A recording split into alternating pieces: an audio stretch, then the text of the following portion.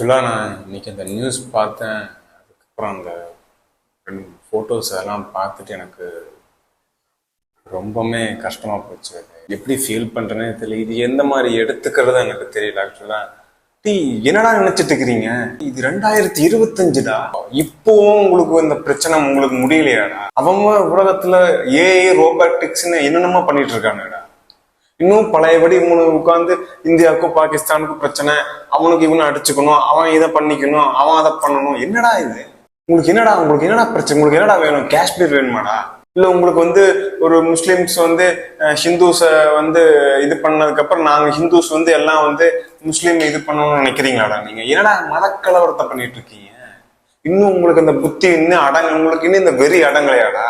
பெத்த குழந்தை முன்னாடி அவங்க அப்பாவை சுட்டு கொண்டிருக்கீங்களாடா? அந்த குழந்தைக்கு என்னடா அந்த சின்ன வயசுல இருந்து அவனுக்கு என்னடா புரியும்? இந்த ஹிந்துவா நீங்க அவனுக்கு அழிக்கணும்னா அவன் என்ன ஏதுன்னு பேரு கேட்டு அவனை ஐடென்டிஃபை பண்ணி அது பண்ணது இல்லாம அவனோட ட்ரெஸ்ஸை கழட்டி அதுக்கப்புறம் கன்ஃபார்ம் பண்ணி அவனை நீ சுட்டு அவன் ஹிந்துன்னு தெரிஞ்சதுக்கு அப்புறம் அவனை நீ சுட்டுக்கிட்டே இருக்க.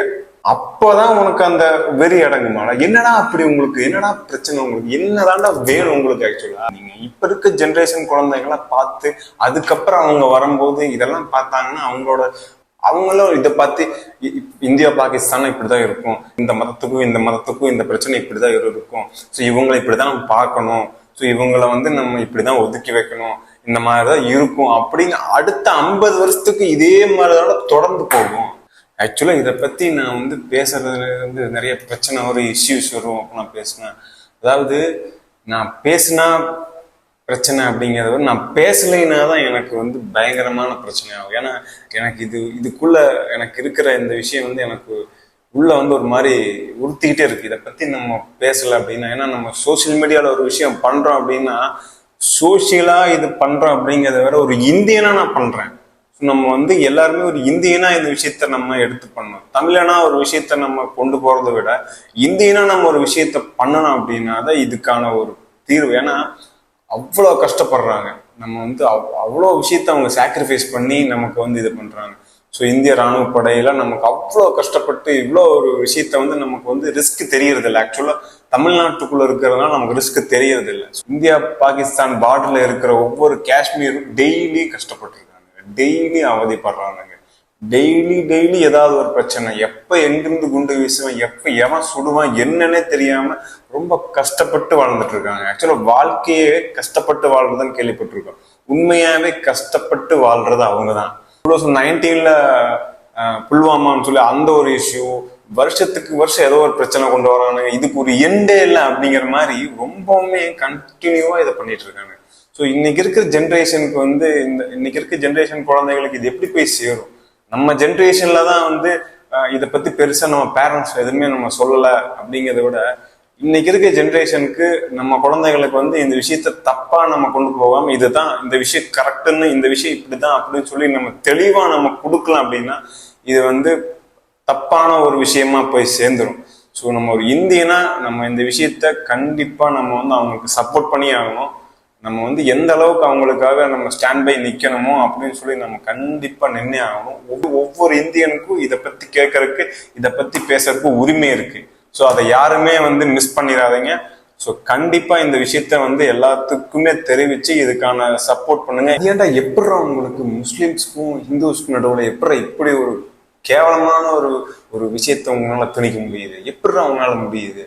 ஆனா இங்க இருக்க ஒவ்வொரு முஸ்லிம்ஸுமே ஒவ்வொரு ஹிந்து கூடமே நாங்களாம் ஒற்றுமையா தான் பழகிறோம். எல்லாருமே இங்க ஒரே மாதிரிதான் இருக்கும். எல்லாத்துக்குமே சம உரிமை இருக்கு. எல்லாருமே எல்லாத்தோட விஷயங்களும் பகிர்ந்து எல்லாத்துக்குமே பண்ணி சந்தோஷமா வாழ்ந்துட்டு இருக்காங்க. ஸோ என்னதான் நீங்க பண்ணாலும் இங்க ஒவ்வொரு கிறிஸ்டின்ஸும் ஒவ்வொரு முஸ்லிம்ஸும் ஒவ்வொரு ஹிந்துவுமே இங்க யாராலையுமே எதுக்காகவுமே பிரிக்கவே முடியாது. என்னைக்குமே எல்லாருமே இங்க சமந்தான். எல்லாத்தையுமே நாங்க ஒரே மாதிரிதான் நாங்க போயிட்டு இருக்கோம். எல்லாருமே நாங்க எந்த பிரச்சனை இல்லாம சந்தோஷமா தான் போயிட்டு இருக்கோம். எதுக்காகவுமே எங்களோட விஷயத்த நாங்க என்னைக்குமே நாங்க விட்டு கொடுக்கவே மாட்டோம். நாங்களா ஜாதியவே தூக்கி வீசிட்டு வாழ்றோம்டா. நீங்க என்னடா போய் மதத்தை எங்க கிட்ட தெளிக்கிறீங்க? மத வெறி எங்க கிட்ட போய் அப்படி ஒரு விஷயமே ஜாதி மதம் எதுவுமே எங்களுக்கு வேணாம்னு சொல்லி இருக்கிற ஜென்ரேஷன் தானே இந்த ஜென்ரேஷனு. இந்த ஜென்ரேஷன் மட்டும் கிடையாது, அடுத்த ஜென்ரேஷனுக்குமே நாங்க இந்த விஷயத்த கொண்டு போய் சேர்ப்ப. நீங்க எவ்வளவு பெரிய விஷயத்த கொடுத்தாலும் நாங்க இந்த விஷயத்த எப்பவுமே ஃபாலோ பண்ணுவோம். இப்பவே 90% தமிழ்நாட்டுல வந்துருச்சு. ஸோ இன்னும் 10% தான். அது கண்டிப்பா அடுத்த ஜென்ரேஷன்ல கண்டிப்பா இந்த விஷயம் வந்து மாறும், கண்டிப்பா மாறும் நினைக்கிறேன். ஸோ காஷ்மீர்ல அடிச்சா கன்னியாகுமரி வரைக்கும் நம்ம போய் நிக்கணும். தமிழ்நாட்டு போய் நிக்கணும். என்னைக்குமே அவங்களுக்கு வந்து அந்த ஒரு சப்போர்ட் தான். அன்னைக்கு அங்க துடிச்சிட்டு இருப்பாங்க, பட் நமக்கு எந்த சப்போர்ட்டுமே இல்லையே அப்படின்னு சொல்லி. ஆனா கண்டிப்பா நம்ம தமிழனா ஒரு நம்மனால என்ன பண்ண முடியுமோ கண்டிப்பா பண்ணணும். அதுக்காக கவர்மெண்ட்டும் என்னென்ன பண்ணணுமோ அதுக்கான ஸ்டெப்ஸ் எடுத்துட்டு இருப்பாங்க. ஸோ நீங்க ஒரு இந்தியா கண்டிப்பா ஏதாவது ஒன்று பிரச்சனை வந்தாலும் ஸோ இந்தியர்கள் நம்ம அதை விட மாட்டோம். ஸோ கண்டிப்பா ஒரு நல்ல விஷயங்கள் நடக்கும்னு நான் நம்புறேன்.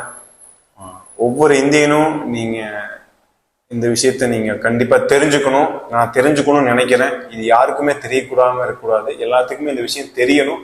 சின்ன குழந்தைங்க முதற்கொண்டு இந்த விஷயத்த தெரியணும். தெரிஞ்சு அவங்களுக்கு கரெக்டான ஒரு விஷயத்த சொல்லுங்க, சொல்லிக் கொடுங்க. கரெக்டான ஒரு விஷயத்த இப்பவே சொன்னீங்கன்னா தான் அவங்க வளரும் போது இந்த விஷயம் என்ன அப்படிங்கிறது ஒரு புரியும் அவங்களுக்கு. ஸோ நமக்கு அதை சொல்லி கரெக்டா கொடுக்கல, பட் நீங்க நம்ம ஜென்ரேஷன் அடுத்த ஜென்ரேஷன் கரெக்டா இது வரும்னு நினைக்கிறேன்.